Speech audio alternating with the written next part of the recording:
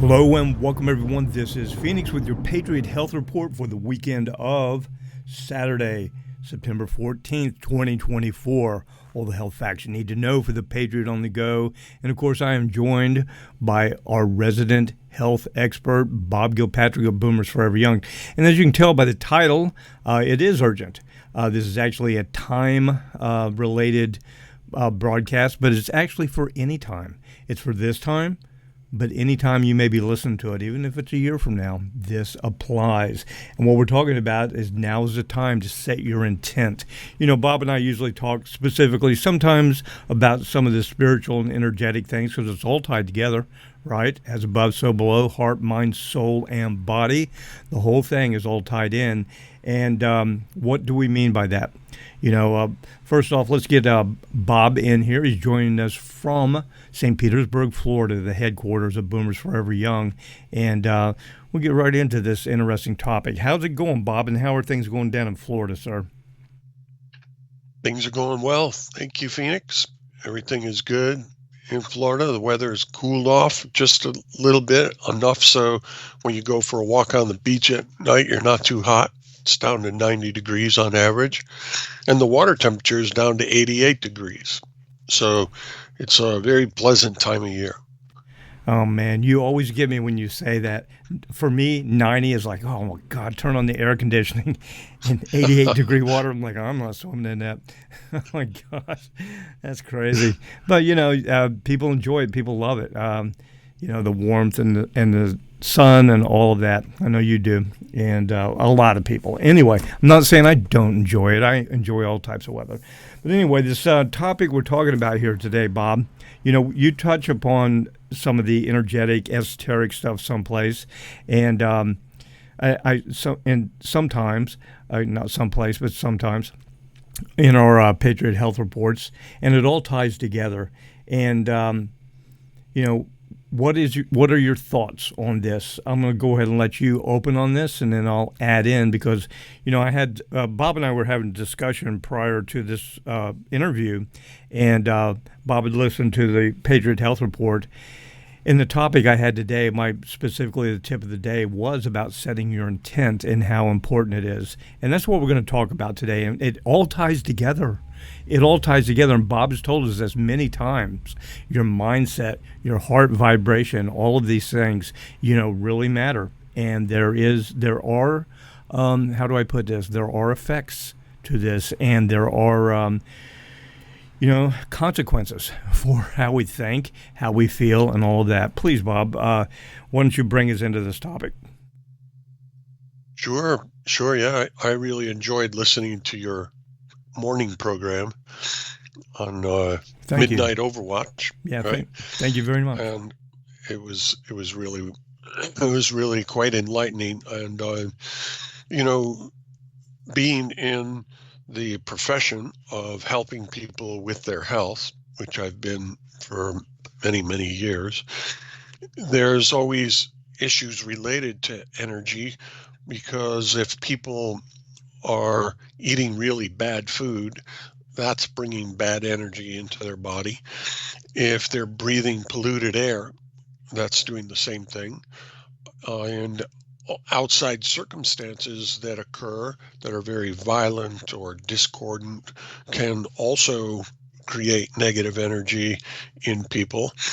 And bad energy can make you very sick. When there's bad energy, you experience anxiety. Anxiety in your brain is very real and very measurable. And it cascades into very physical chemical reactions and hormones that are highly toxic in large amounts. They're very good for you in small amounts at the right time of day, but in large amounts at the wrong time of day, it creates massive amounts of inflammation in your body, which leads to all different manner of diseases and early death. So being able to pay attention to how you're doing, how your vibration is, how your energy is, how your mind feels. Are you under stress or are you happy? Are you, joyful? Are you living with gratitude? That type of thing An interesting is, thing, Bob. yep, You may have heard this. I know you have, and some of our listeners have. But this kind of a play on words, if you will. Whenever you are at ease, you're at peace. When your mind, your heart, your spirit are at ease, it's a nice thing, and you have good vibration. But when you're not at peace and you're not at ease, it's a situation of dis-ease, like disease, right? yeah, Yeah, it's a yes, kind of interesting play on words, but is it disease? Someone, oh, you are diseased. You have this disease because you are not at ease. And so, which came first? The illness or the mindset of not being at ease. yeah, and it's a very real vibrational thing that's in your body, and that's why certain types of healing devices that are either electrical or electromagnetic or other forms of energy have been proven um, to be extremely helpful. And you can actually measure the vibration. Say if you have a sore arm, you've had a bump, you bumped your arm and it's got a bruise on it. There's a device you can run along your arm and it will show a vibration on a screen with a little sound that comes with it. And when you get to the bruised part, the vibration changes. And they can then turn the dial on the machine to a different mode, which is the healing mode as opposed to diagnostic. And they can match the frequency of the good part of your arm to the machine and then run that machine across your whole arm and heal the bruised area. And we know that that's very real. Dr. Tennant is pioneered that type of technology. And we also know from all the people that we have helped to get their own circulation mats that you can tell uh, by somebody who maybe has peripheral neuropathy and poor circulation in their legs, and they can lie down on this mat, turn on the power supply. You can't see anything, you can't hear anything, you can't smell anything, but you're lying on this mat and it is producing a pulsed electromagnetic field, which is changing what's happening in your microscopic capillaries and increasing your blood flow. And with certain types of devices, Phoenix, you can run a current through somebody's leg. You can put a pad from the device on the back of their knee and the other pad on the underneath their big toe, and you can watch their leg change color over the course of 2 or 3 minutes from a faded grayish color to more of a fleshy pink color as the circulation improves. Yet these are vibrations and energies that are outside of the perception of human beings. And, Mm-hmm. and so it's good to know that we are visible. Some of our parts of us are very visible. We're in that spectrum of what our eyes are able to see. But there's also a very large part of our energetic bodies and souls and minds that we can't actually see unless we have an assisted device that can see or hear that vibration and then run it through another device and maybe display it on a screen or make a sound, and that's the whole way that radios work. And so embracing the idea that we're more than we can see, we're more than we can hear. It's a very broad spectrum, from radio waves all the way to gamma waves, and we can only see and experience a very narrow part. But all of the rest of it is all around us and it's in us. Right? They Mm-hmm. say the kingdom is within you. Well, you're in it and it is in you. And that kingdom is the entire field of the whole spectrum of electromagnetic energy. Yes. Hmm. Yeah, we are vibrational, and the vibration from our thoughts influence our heart, our hormones. And you were talking about, how powerful thought is, and the mind. That's basically the placebo effect. I mean, it's very real. It's very well documented. It brings to mind a story about the power of the mind. This is a true story that was related by Edgar Allan Poe, the famous writer, poet. And he had been traveling somewhere in Europe, and he stayed at an inn, and it was very hot. And he had a window in his room, and it began to get very hot, and it was in the evening, and he went to open it, and it was painted shut. And he couldn't, it was swollen or painted, and he couldn't get out. I mean, couldn't open the window to get fresh air. And it was really bothering him, but he thought, well, I'll just go to bed anyway. But in the night, he became so uncomfortable, Bob. He reached down at the edge of his bed, picked up one of his boots, and actually threw it at the window.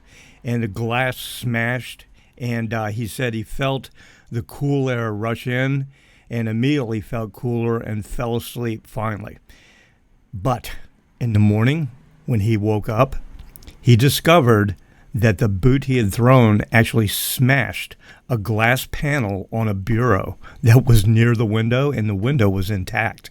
And so all of that was in his mind because of hearing that sound, having that intent. He actually had a physical reaction to it. It calmed him down, it cooled him down, and he went to sleep. But nothing physically had changed in a room other than the bureau, the glass being broken. So, power of the mind. Yeah, boy, that's incredible. That's an amazing story. It's a true story. That's what I like about it. Is it was related and written by Poe later, because he was kind of astounded about it too, and he spent a lot of time thinking about how in the heck did that happen. So anyway, please. Yeah. So, Phoenix, you were talking earlier about this time of 2024, here the weekend of the 14th and going on for the next few days or a week after that. There's a energetic urgency for us to pay very close attention to our intent. Yes, we're basically in a reset here, and there's some like the astrological energetics that replicate, throughout our life. People have learned about these to read them, and we're looking at something coming up tomorrow, the 15th, if you're listening to this on the 14th, and has to do with some the planet Mars actually in the sign of Cancer, making an exact square to the nodes of fate, or bending the nodes of fate, it's called. And every time we have this, there are huge energetic shifts, and a lot of times things go off in different directions. The last time we had this happen, well, the last few times, once was in 1949, when there was this exact formation. A lot of big things happened geopolitically, and also earth changes, etc. Then we had it in 1968. That was a very volatile year. There were assassinations, the Chicago riots at the Democratic Convention there.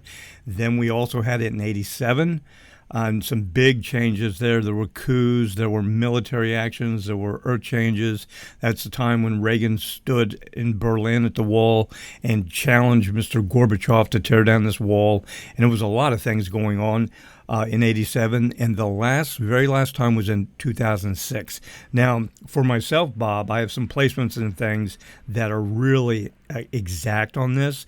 And in 1987 and in 2006, man, my life changed in a big way, total different direction, but in the good, for the good.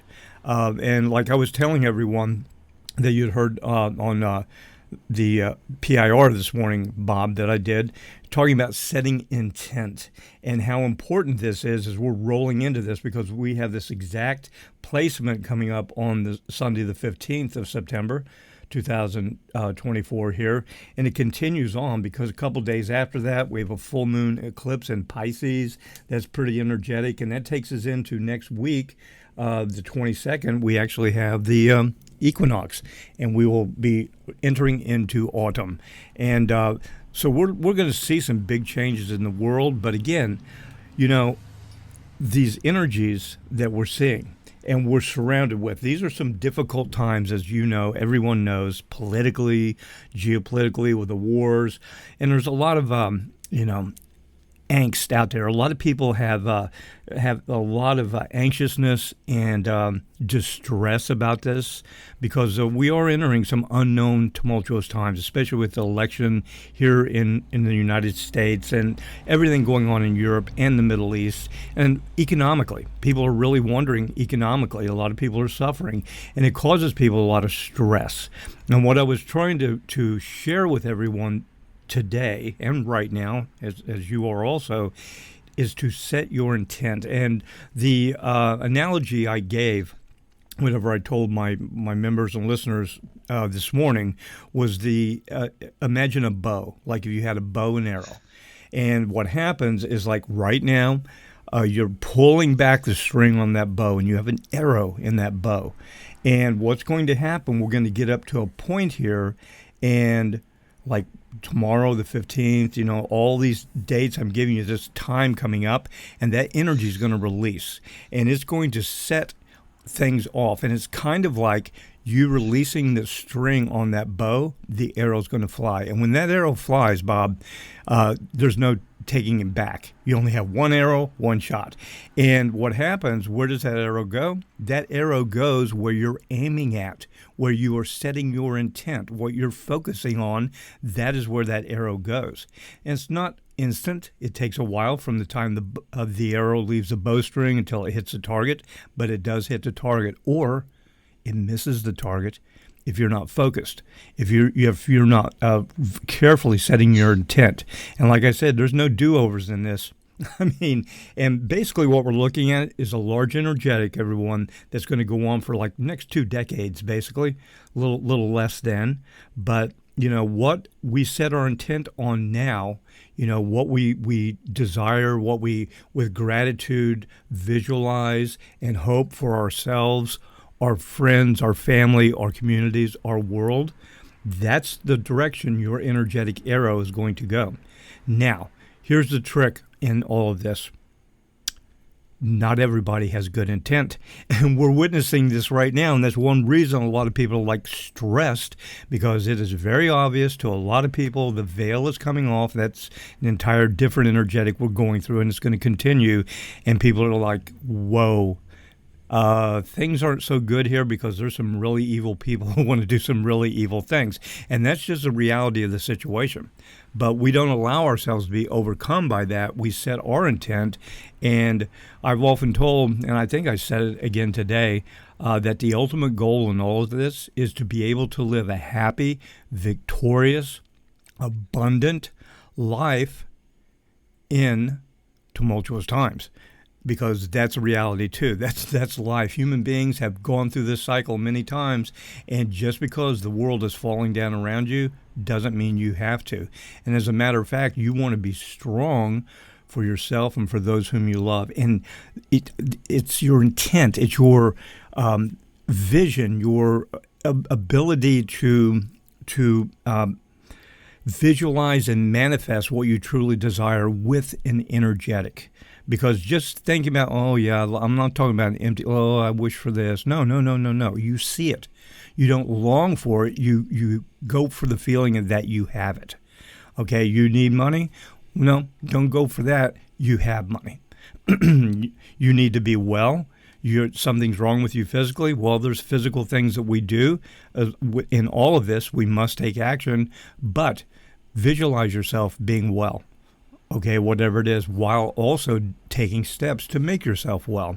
And that visualization with gratitude, because the gratitude and the joy that you attach to that, I mean, great joy when you see it and you release it, like, yes, and just let it go and throw that energy out into the universe, like letting go of that arrow, and it will head to where you set your intent. But Here's the tricky thing, another tricky thing. If you are worrying, if you're stressing, oh my gosh, I can't pay the bills. Oh my gosh, I have a bump on my neck. It must be cancer. I must be dying.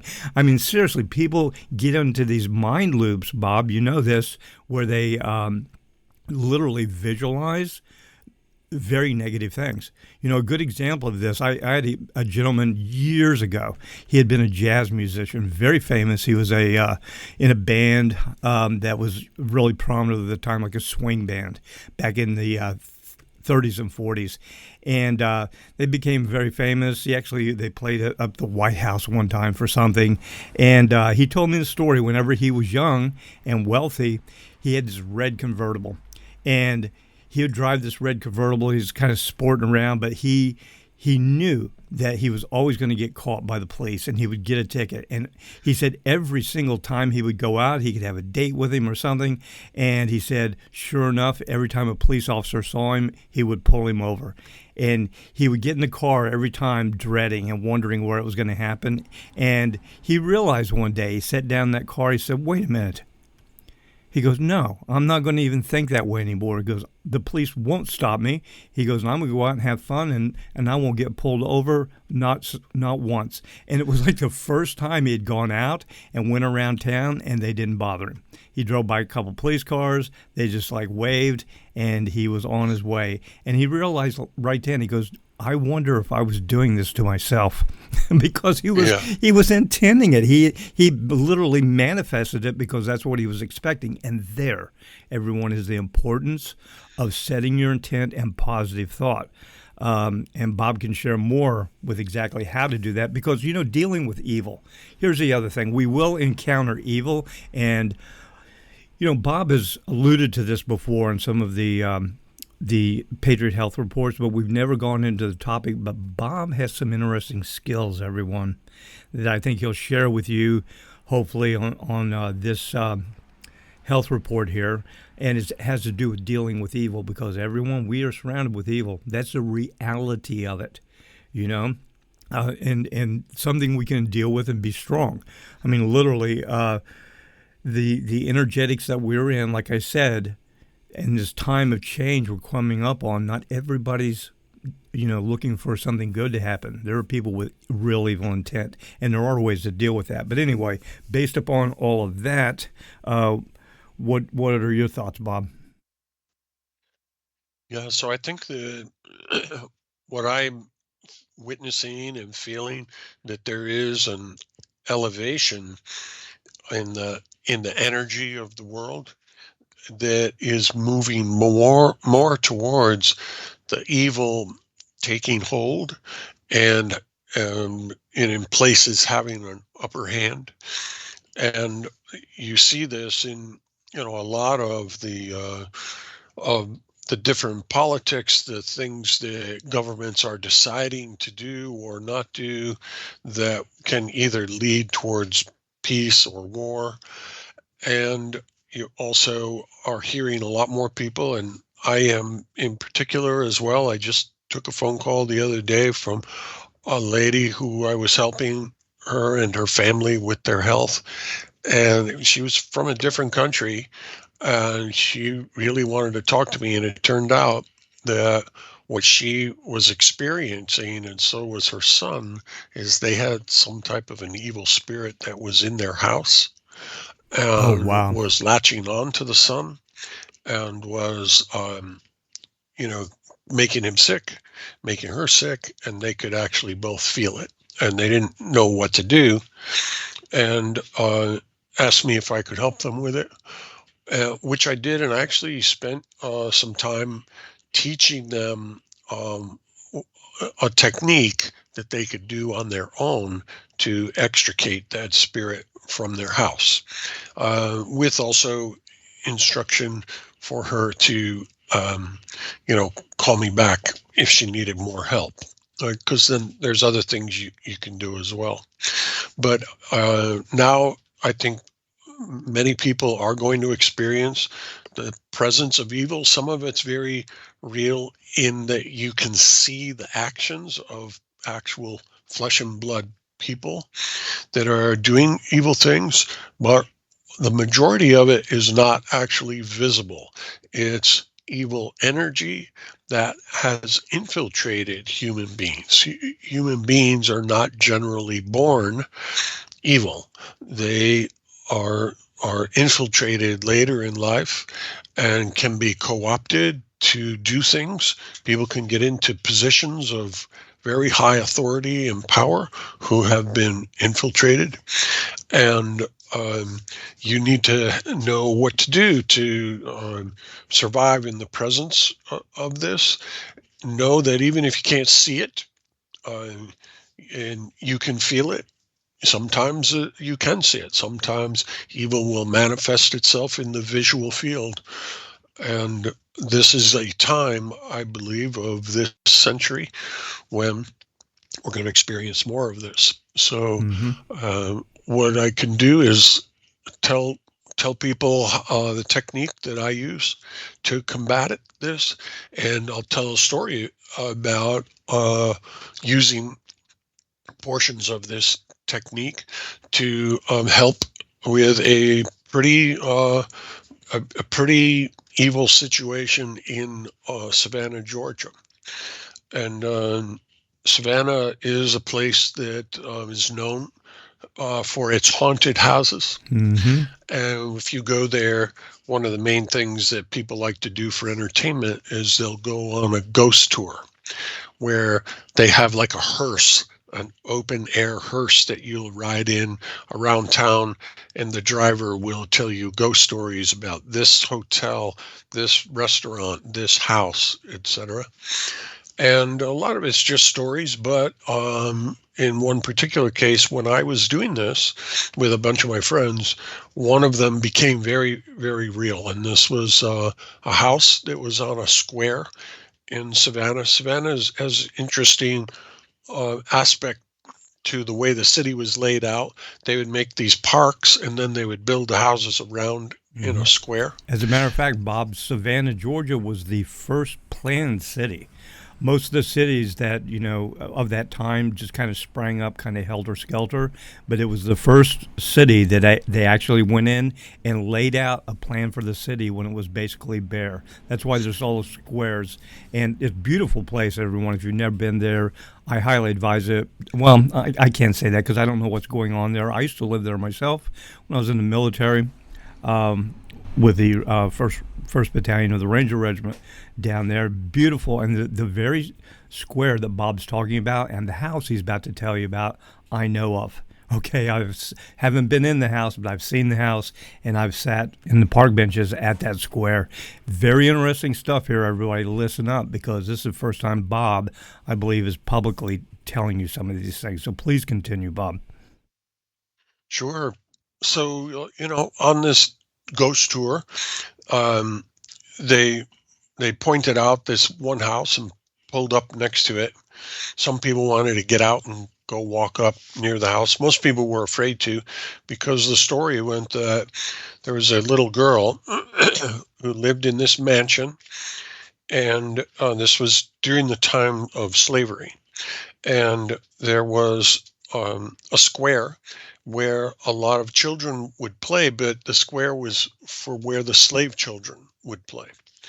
And this little 5-year old wanted to have friends to play with, and she would go out of the house into the square to play with the other children. And her father he would forbid this. This was not something she was allowed to do.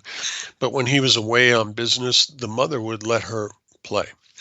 Well, the mother died, and when the girl was about 5, and the father caught her shortly thereafter playing with the slave children, and decided to punish her by tying her up in a chair and putting her in the window of the house on the second floor that overlooked the square. And her punishment was, you watch these children play, but you're tied up in a chair and you can't go out.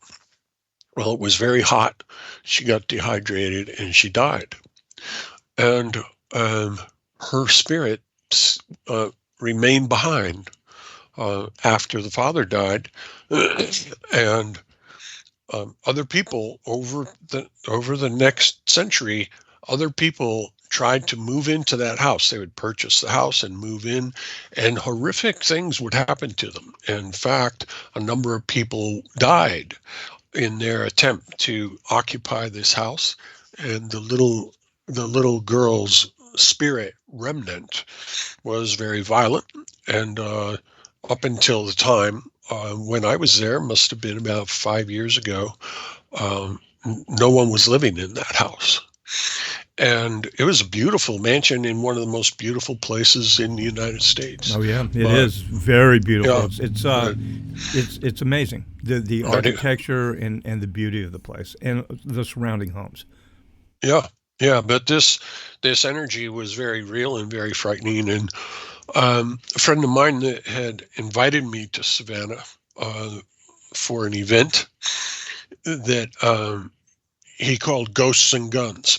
And it was an event where one day we were going to the shooting range and do skeet shooting and this and that. And we had night vision goggles and all different things. He had also been an Army Ranger. And he also said, hey, and then in the nighttime, we'll do this ghost tour stuff. So I talked to him afterwards and told him I was going to come back and help to free the little girl's spirit and get it out of purgatory, so to speak, and home to God. And that so that she in particular didn't have to deal with that anymore, and that the remnants, the benefits would be that someone would be able to live in the house, and you won't have this negative energy in the city, etc. And so I did do that when I came back. It was a little bit of a rainy day, it was overcast and cloudy, and uh, as I always do when I do this type of work, which I've done hundreds of times, is I will ask for the Archangel Michael to make his presence available and to create a magnetic type of vortex for the ascension of a vibration that needs to be kind of brought back into the oneness, the universal energy. And immediately a little patch of sunshine, came about, and I stood next to the house right underneath the window where the little girl had died, and just as quickly introduced myself and told her what we were going to do. And with the snap of a finger, she was gone and up to the Archangel. And it was right after that, I was real happy that it was so smooth of a thing, because sometimes it can take hours to convince a spirit that it's okay to go home. In this case, and then many times also, though, Phoenix, it happens instantaneously. Hmm. And this little girl was very, very anxious. And as soon as someone was there that was loving and supportive, and she could feel the love of the Archangel, she just wanted to go. And then the Archangel said to me, in the square, the grassy part of the square, that's where they used to bury all the slaves, and many of them their spirits are trapped. And he said, why don't you and I work together, and we'll go ahead and bring them home too. So um, I walked over to that area, and sure enough, I could see these orange orbs started rising up out of the ground. They were about as big around as your arms can reach. They were circular, and each one was the spirit of a slave that had been buried there. And as they rose up, the Archangel's area became bigger. The rain stopped in that spot, and they started to rise up to his loving arms. And there was a lot of them. There was hundreds of them. And at one point, he said to me, I know that they're expecting you at this luncheon. He goes, I've got this from here. You don't need to stay for all these people. And he said, while you're there, I want you to tell your host friend and his wife that they should stay on the path that they're on, the spiritual path they had begun, should stay on that path, and that they will be great lions of God as their life goes on. And that I wanted to particularly have them to be encouraged in their spiritual pursuits. So I told this after lunch. I took my friend aside and let him know that I had accomplished what I told him I was going to do, and that the orbs were able to go as well, and what the archangel wanted me to tell him. And he was dumbstruck, because his mouth was just hanging open, because it felt so true. It felt like it was real, that the archangel really was speaking to him. Mm-hmm. And he knew, the archangel knew about this new spiritual quest he was on, this biblical type of quest. And so the point of the matter is that when you're dealing with what appears to be extreme evil, especially if it's invisible, that type of energy responds best to love. And it's very rare that an exorcism occurs from a person or a place, even if it's a highly, highly fiery, gigantic demon that you're dealing with. They generally will not leave because you have more power than them and you're screaming and shouting, be gone. It really is more of a situation where, believe it or not, they respond to the fact that you have concern for them. And if you are in the process of explaining during an exorcism, and you just gently indicate what it is that's about to happen, not like, would you please? It's like, my name is Bob, and I'm here to help you find your way home. We're really sorry you've been trapped here, and if you can just keep quiet for a second, I'm going to explain to you what it is that we're going to do. Mm-hmm. And what's going to happen for you. That's a good thing. It's going to be real positive for you. Mm-hmm. And sometimes right away, that's all the energy that's needed for them to capitulate. Other times I've had stuff take as long as 5 hours, where there have been dozens of different spirits inside a particular person, and they needed to be extricated in small groups over time. And sometimes spirits become very defiant. They contract, they try to hide, they try to pretend that they've left when they really haven't. And they are very skeptical about this love thing, and they think that you're lying to them. They can't feel the presence of the archangel at the beginning, so they become very frightened. Some of them are actually dying. There's spirits who are losing their energetic power, and as they're dying, they're attempting to bring the host with them. And some people do die from the presence of spirits like this.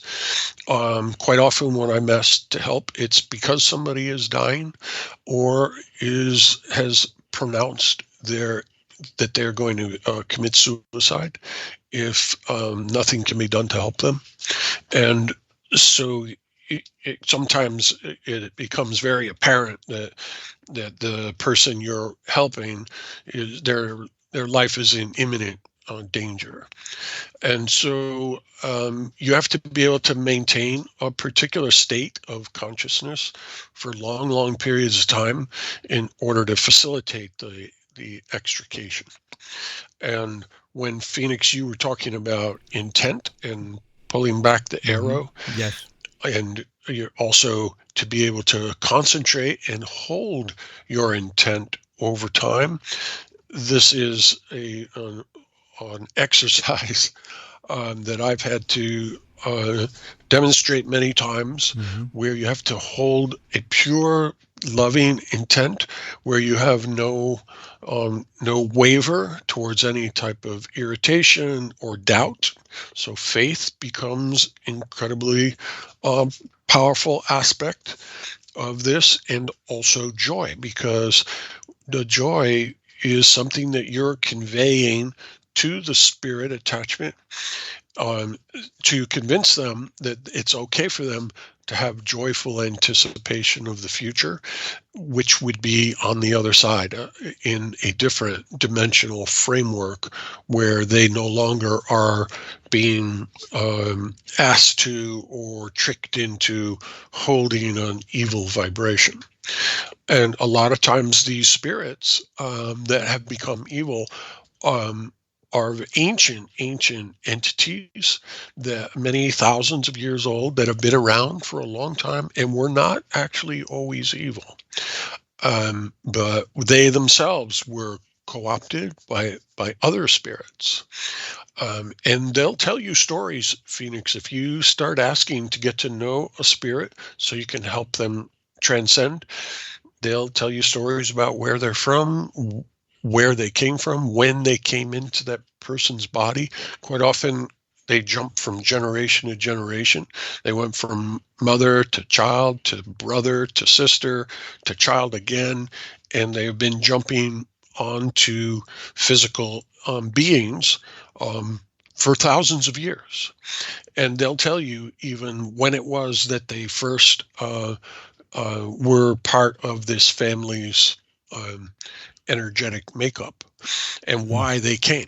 And sometimes at the beginning it was for good intention, but then being trapped and unable to find their way home, they ended up becoming cynical and susceptible.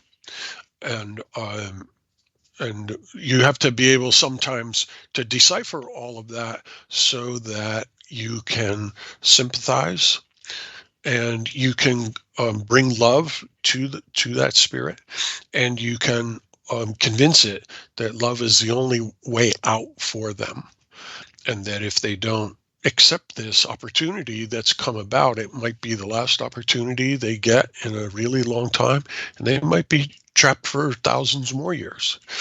And so by assuming this loving intent and kind of overwhelming the evil with the power of God's love, you can win and succeed with this type of work.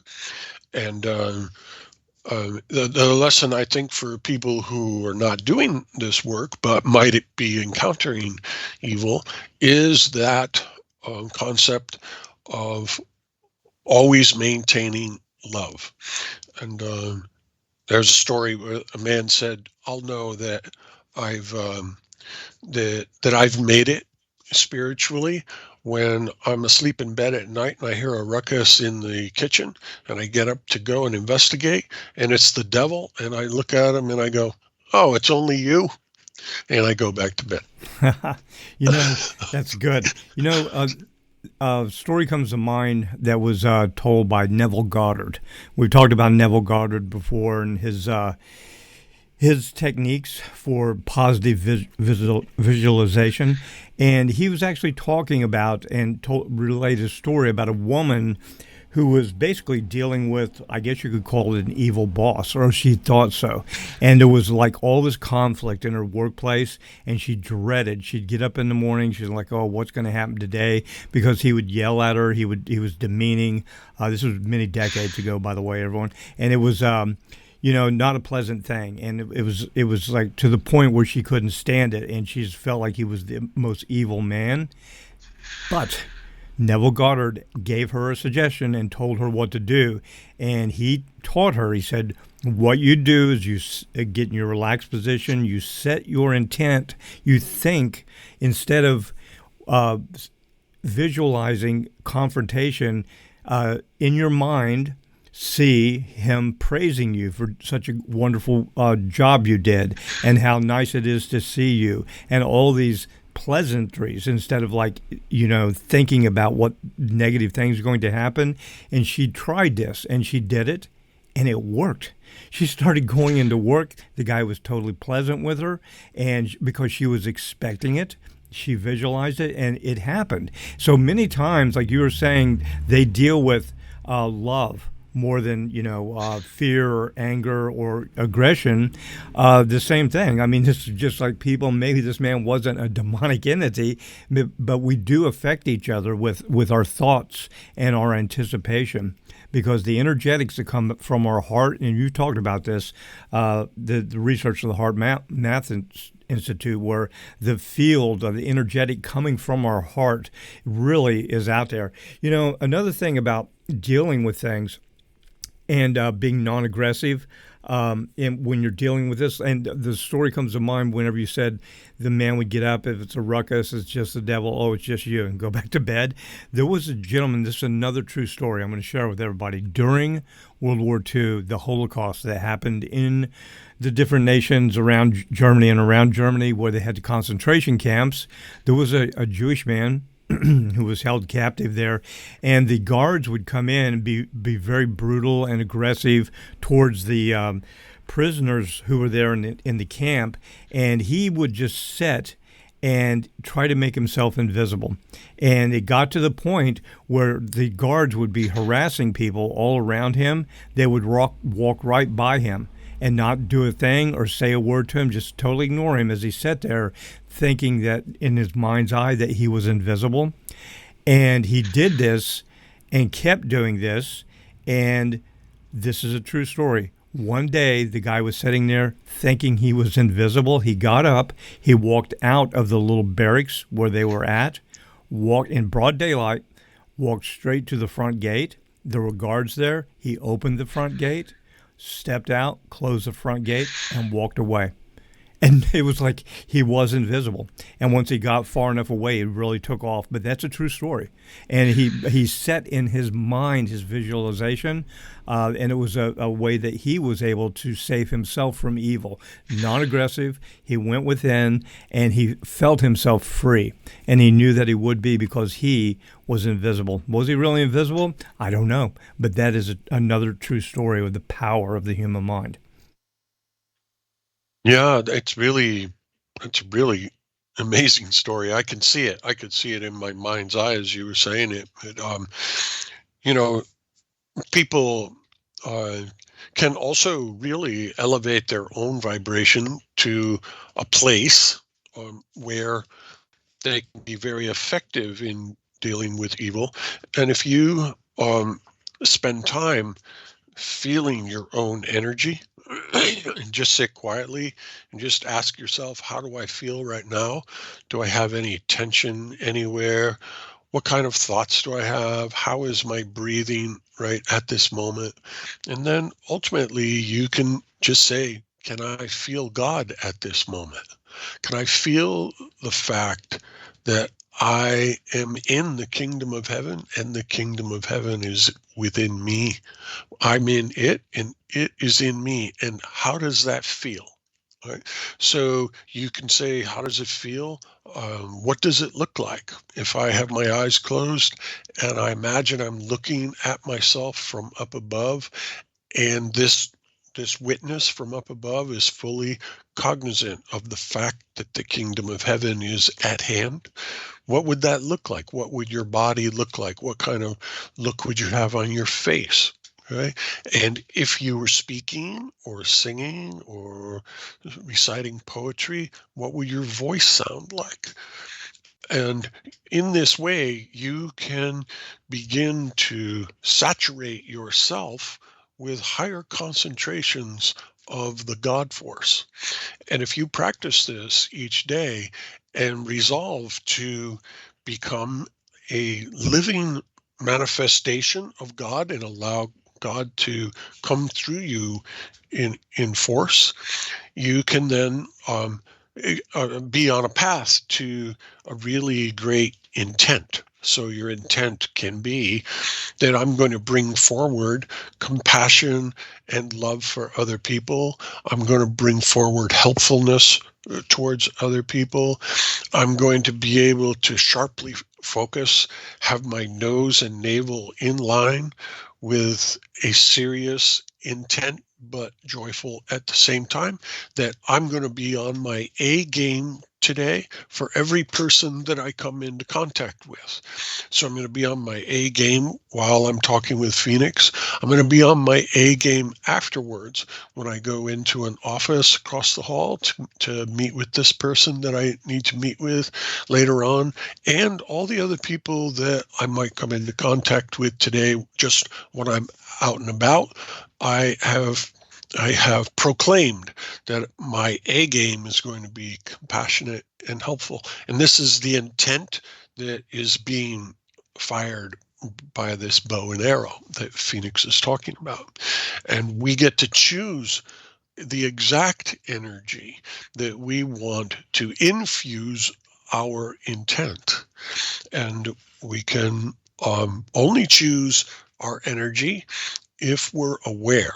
So if you're slogging through the day and just going through the motions and doing the same thing you did yesterday and the day before, and the day goes by and someone says, "How was your day?" and you go, I don't know, I just kind of did this, that, and the other. Or if from the moment you wake up, you choose a style of energy that's very beautiful. It's just like picking out your clothes in the morning. How do you feel? You're going to meet up with some good friends to go to lunch. Well, what am I going to wear? Am I going to wear a shirt that hasn't been washed in 6 weeks and has got holes in it, and it's got yesterday's lunch spilled on it? Or maybe am I going to put on a nice shirt that I've ironed and a nice fitting pair of pants and a nice pair of shoes, right? And I'm going to lunch with my friends at a nice place, right? Well, you can do the same thing with your energy. So while you're getting dressed in how you want to present yourself physically to the world, you can also dress up your energy with this intent where you sit quietly and feel God while you're getting dressed. Feel the compassion of God rising up in you, where you are becoming this great lion of God, and your A game of compassion and helpfulness is on the way. It's ready. It's the arrow that is ready to be fired. Yes, it's consistency with this, everyone. To be able to start your morning with intent, if you have the time, or make the time, get up a little earlier to have some quiet time to set. Have your coffee, your tea, your morning beverage, and before all the noise starts and the activities start to set, and visualize like that. Or Neville Goddard and others have recommended also at night before you fall asleep, while things are calm and you're laying in bed, visualize the next day and how wonderful it's going to be, and the good things that will be there for you. So it takes consistency. Like whenever you are, again, back to the analogy of the bow and arrow, when you shoot an arrow at a target, and it's a very important target, you just don't like pull the string back and general direction to let it go, right? You pull that string back, you're holding that energy, and you focus. It takes focus, and you have to really set your aim. Focus on what you're looking at. Look right at the target. And it's the same thing with visualization for positive things like this. Make it very specific. Okay? If you want to feel healthier, you want to be healthier, be specific. Like if you're having trouble, with your knees or something, visualize yourself going quickly up a set of stairs, maybe carrying something. I know I can do this. And be very specific for whatever it is, even if it's a financial thing. Visualize yourself. You need a new home. See the home in your mind. Or see yourself, opening up your bank account and seeing whatever amount you desire. And when you see it in your mind's eye, feel the joy for it. You know, how would you feel if all your bills were paid and you had abundance, or you were totally healthy, or, relationships were repaired, or your children were well, or whatever it is, or the world was well? How will you feel? And that's the important part of it, because, the whole thing, with the visualization and doing things like that, setting your intent, it's kind of like an automobile, right? You can get in a car and, it's all ready to go. You can set in it, but if there's no gas in it, you're not going anywhere. Okay, so the gasoline that you put in the automobile, that is your intent, okay? You put this in, that's the fuel for your car. But then you sat there, well, you're still not moving. What do you have to do? You have to turn the key. And what does the key do? It sets the spark. And it's the spark, the electrical impulse that fires and makes the gasoline combust and makes the vehicle go in the direction you want it to go, right? It's like, man, you're rolling now. Okay, but what caused it was that spark. And once that spark is your gratitude. It's your joy. You have the fuel, your visualization, you're ready to go. You know where you want to go, but until you have that spark, you don't have anything happening. And that spark is the energy, the love, the gratitude that comes from your heart in that moment, seeing it all made manifest in your mind's eye. That's how it works. And again, you can have all the components. Oh, I would like to live in a house like this. Oh, I would like to have this. Okay, well, that's your fuel. Well, I'm all ready for it. I'm ready at any time. That's nice. You got to turn that key and hit that spark, and that spark is gratitude and joy, because gratitude and joy only come in the moment. And so that is the thing that really fires it up, is your emotional release that goes out into the universe like that arrow with all that energy behind it that heads to the target. But you got to know where you're going, and you got to have that spark of emotion, knowing that like whenever you pull that bowstring back and you aim, have a little joy in your heart and see yourself bullseye exactly where you want, and feel it, and then release. Boom. And that is how you hit the mark. Awesome. I was thinking this, Phoenix, while you were talking, is like, sometimes people might be having a bad day, or they might have had a sleepless night, and it might be a little harder on a given morning to get into the state that they want. And sometimes it's helpful to do a couple of different things. One is, think about a time in the past when you were in this ultimate state. Maybe the very first time that you held your newborn child, or maybe one time your 5-year-old child got their first puppy, and the joy of the puppy and the little child, and you holding the child with the puppy. Those types of reflections can bring about a state that you bring forward, and you can even make an anchor out of that. Meaning, if you want to go in and remember a time like that, and remember how you felt and get that feeling back, and then make some type of a physical gesture, maybe something with a noise like a snap of a finger. The snap of the finger then is associated with that state. And in the future, when you snap your finger, you're likely to draw that state up much more quickly and easily. It's called firing an anchor. So the other thing people can do is have pictures that you might download from the internet, a picture that you might have taken with your own camera that shows a scene of compassion. Some people are very moved by Rembrandt's painting, The Return of the Prodigal Son, and the intense love from the father as he's holding his hands on his son's head, who's kneeling before him asking for forgiveness. Or another painting that brings about that feeling that you might be able to have as the screensaver on your computer. Or maybe you have a replica of a famous painting like that that's up framed and up on the wall in your house. And in this way, you're purposefully choosing visual stimuli that will evoke the feeling that you have chosen to be a way to represent yourself as your primary way of representing yourself to the world. Very cool. Well, Bob, this has been a fascinating topic, and we are unfortunately at the end of the hour here, and a lot of good information. And again, this all relates to health.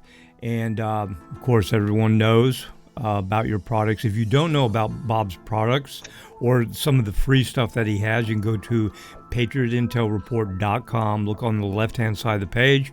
You'll see a lady in a blue lightning storm. Very cool picture. Click on that. That'll take you right to Bob's site. Be sure and check on the videos and the free stuff they have there. A lot of good techniques.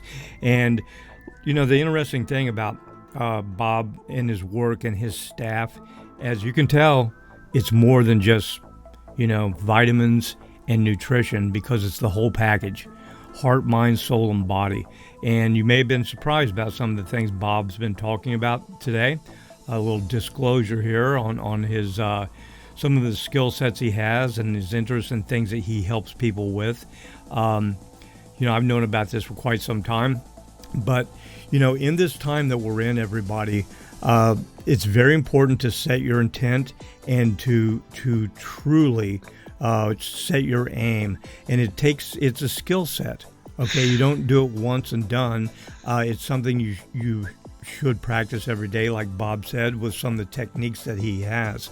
But if you have any questions or anything, I'm sure you could give Bob a call or someone in his staff. But Bob can give you more information about that. Bob, before we roll out of here, why don't you tell everyone how to get more information, how to contact you, and all of that. And then if you would, sir, leave us with some final wisdom of the day before we roll out of here. Sure. So if people, want help with their health and wellness, certainly go to our website first, by going to patriotintelreport.com. On the left-hand side, you'll see a picture that looks like a lady in a blue lightning storm. Click on that lady in the blue lightning. It'll bring you right to my site, and you can find our podcasts and blogs there. How to learn the emotional freedom technique, how to learn the ultimate mind calming exercise, etc. Can learn all kinds of different things from our 100+ pieces of content. You can also call us on the phone at 800-861-4609. We're answering the phones Monday to Friday, 9 to 5 Eastern. If you're ever in the neighborhood, we're on Central Avenue, halfway between the beach and downtown in St. Petersburg, and it's 5401 Central Avenue. Call ahead if you would like to come and visit and meet up with me and talk. We'll be more than happy to do that. We've done that many times with people that were introduced to us through the Patriot Health Report. And so that's how you get a hold of us. And just finally, I would say, Phoenix is, as these energies pick up over the next week here and over the next year, etc., is just be very aware not to fall into the trap of being fearful. Because if you become fearful of what you're hearing, what you're anticipating or expecting, afraid of something you can't control, you need to immediately recognize that and then switch your mindset right away out of that fear. Because a lot of people are going to get stuck in that fear and they're going to get really sick from the fear. So use the techniques we talked about today with use your breath to calm yourself. Envision yourself as this creation of God that has full capacity for love and compassion and kindness and helpfulness, and get back into that state right away, and don't live more than 2 seconds in fear. If that's happening, you need to snap out of it right away and refocus on the good and the positive and all the good things that you intend to do for other people. Very true. Very true. You know, I used to tell people all the time, technique I used whenever I'd have fearful or negative thoughts, to control my thoughts. If it was fearful, something negative, when I caught myself up, I'd literally say in my mind, no. I would say no to that fear. And sometimes in the beginning when I started doing it, I would say no out loud. You know, you got to be careful where you're at. Like you're in a grocery store line, no. And people are like, what? Yes. But, you know, say no to that fear. And another thing with that, Bob, it's excellent that you brought that up, is when that fear is gone, you delete that fear. You're like, no. Replace it real quick with something, because you basically have thrown that negative bit of energy from your system. Like, no, you're deleting that real quick before something else can come in. Fill it with something that's going to be like this. I'm not going to be broke for the rest of my life. I'm going to be abundant.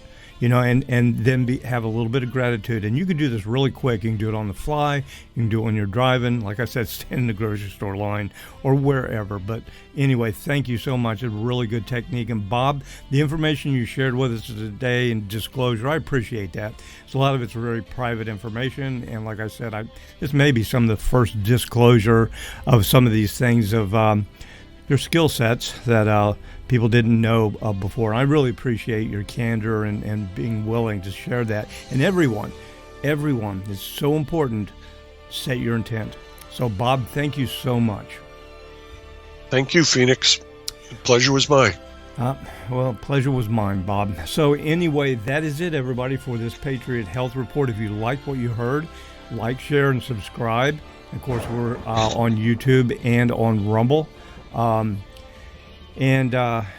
Yeah, interesting days ahead, everyone. But again, the ultimate goal is to live a happy, victorious, abundant life during tumultuous times, because we are going to, unfortunately, experience some disruptive information and disruptive events. But know that God wins and all will be okay. So that's it for this Patriot Health Report. Again, check out Bob's information. If you need anything, give him a call. And until the next Patriot Health Report, everyone, Phoenix and Bob out.